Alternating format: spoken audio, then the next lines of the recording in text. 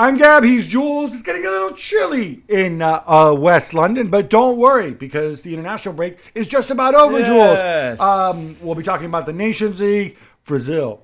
Yuck. Good. Yuck. France bouncing back nicely.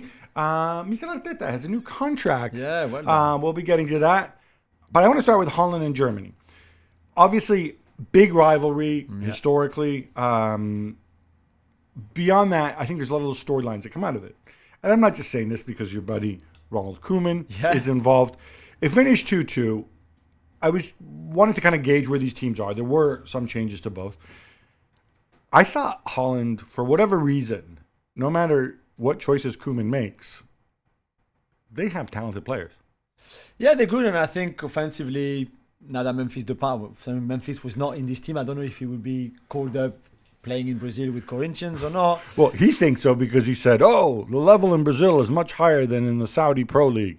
Yeah, maybe, but I don't think any Saudi Pro League Dutch players will make it to the national team either. So I'm not sure where his point is.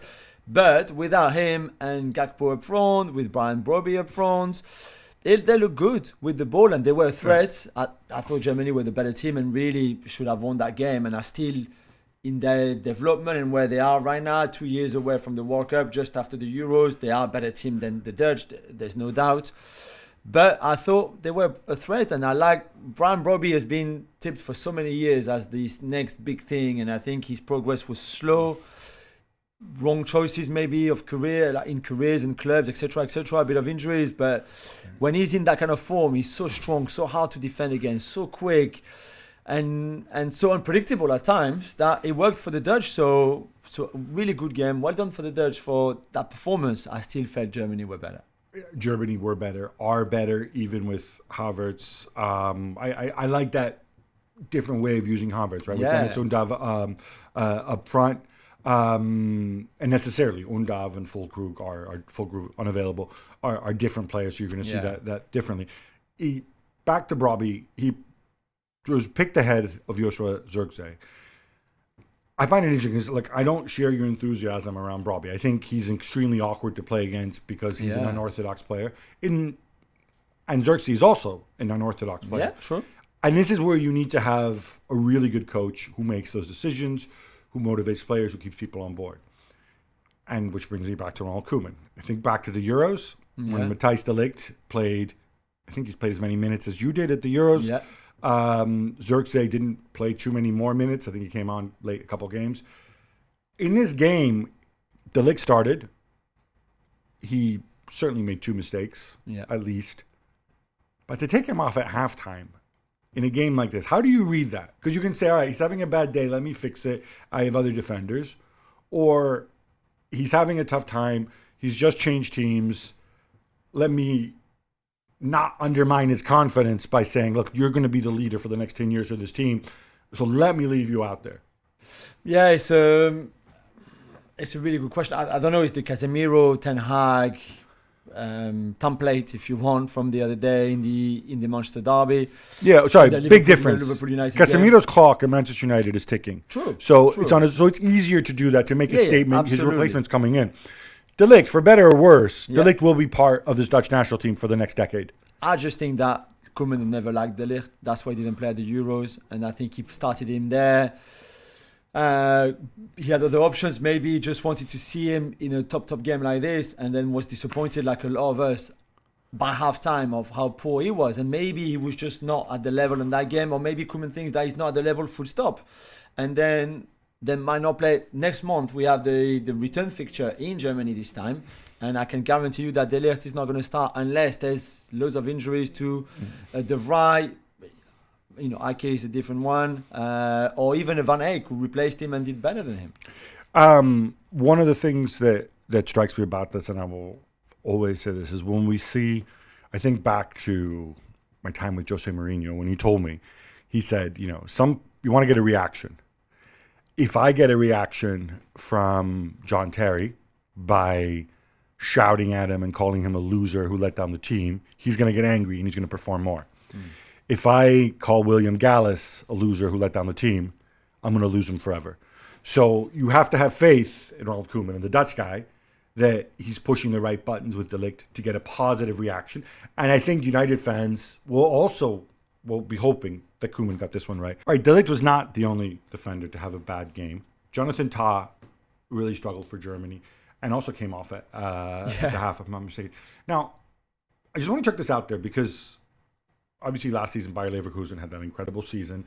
Jonathan Tah was a big part of it.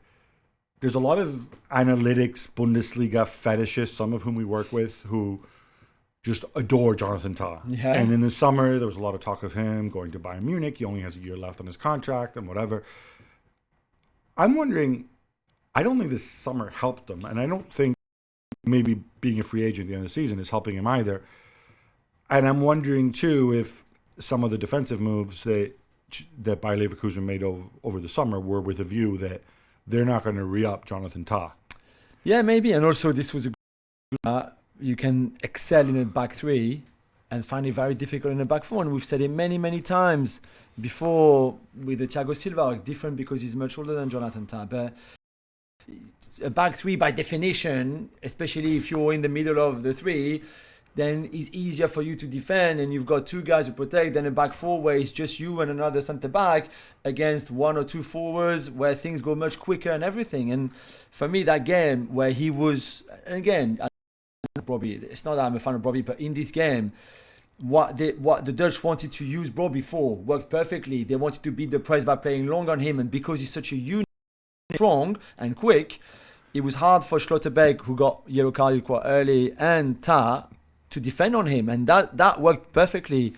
So Rudiger is the starter with Schlotterbeck, and I think Tah and Anton are on the bench. They're the two other options. They are good players, but they're not at the level of a Rudiger, for example. And in a game like this, against Bobby, in this kind of tactical plan from the Netherlands, Rudiger would have been obviously much better than Jonathan Tah, who doesn't really like that kind of forwards against him.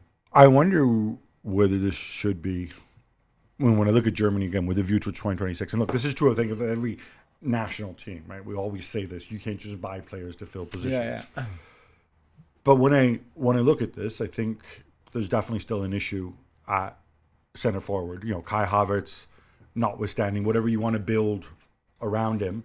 I liked how he was used in this game, but equally, that I could also be long term, maybe. But he's not going to be playing that for Arsenal, presumably. No, but for Germany. But I wouldn't want somebody to go and change it. And I don't know who else is coming through that can be a longer-term center forward. At the back, I wonder about these center halves, because Anton is not that young. I think he's 27, something like that. And he is what he is. Rudiger, I think when the World Cup rolls around, will be 34, kind of just on the cusp. Tah, we've covered. Schlotterbeck, he needs to jump up several orders of magnitude. Potentially a left back issue. I know they're stacked in other positions, and we'll get to that. But I always find it fascinating. Here you have, the doyen of European football, 80 million people, we know better, blah, blah, blah, tradition, yada, yada, yada.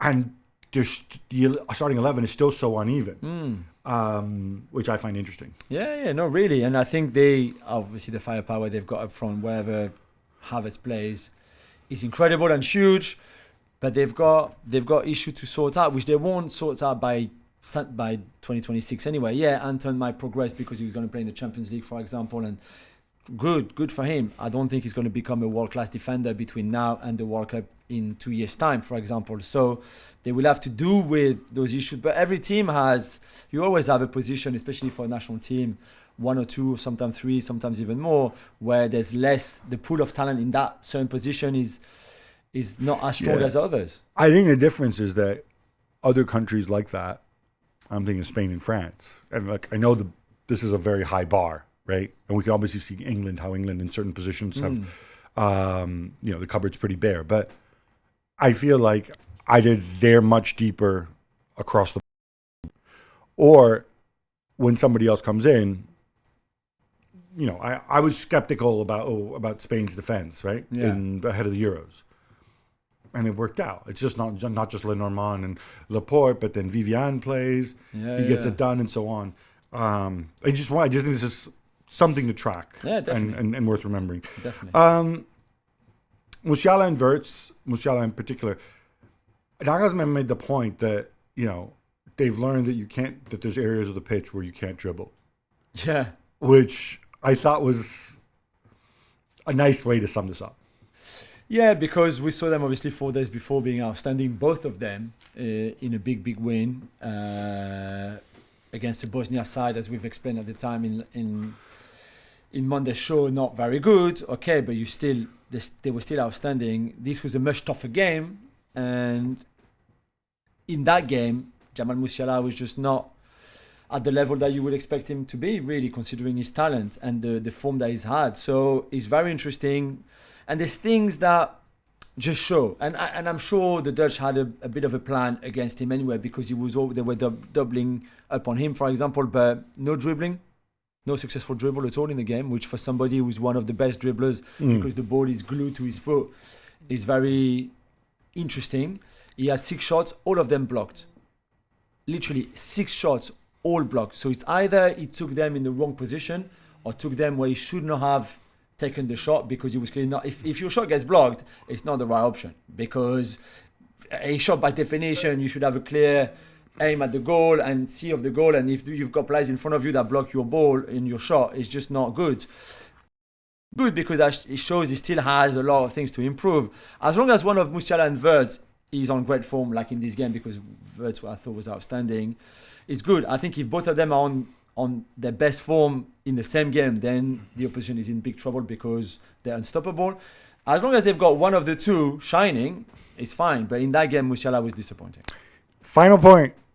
You have not called Ronald Koeman the Dutch guy in this segment. Is it because you want to give him a little bit of love? Can we give him a little bit of credit here? You know what I love? I love the Timber brothers coming on together at halftime, which must be something very special in a life. Whatever, any families really would, I think, feel something very special if that was the case, and well done to them. And what I like about the Dutch guy, like I said about Spalletti on Monday, I think, and I didn't say about Deschamps, and I wish he'd done it as well, and Nagelsmann to some extent with moving Havertz into a different position, is you can learn a lot from a competition like the Euros. And for De La Fuente and Spain, it's easy, you do the same because you're the champions. But for the others who didn't go all the way like Spain, England changed managers, so head coaches, so it's different. But Spalletti changed things going to back three. Nagelsmann changed things with Havertz. Deschamps didn't change anything because he's Deschamps and he's so annoying. But the Dutch guy changed as well, and I like that. And he was rewarded in a way in a game that they dug deep to get that draw. And on another day, they could have lost. But I think there was a lot of promising things from the Dutch in that game against Germany. There you go, Ronald. We love you.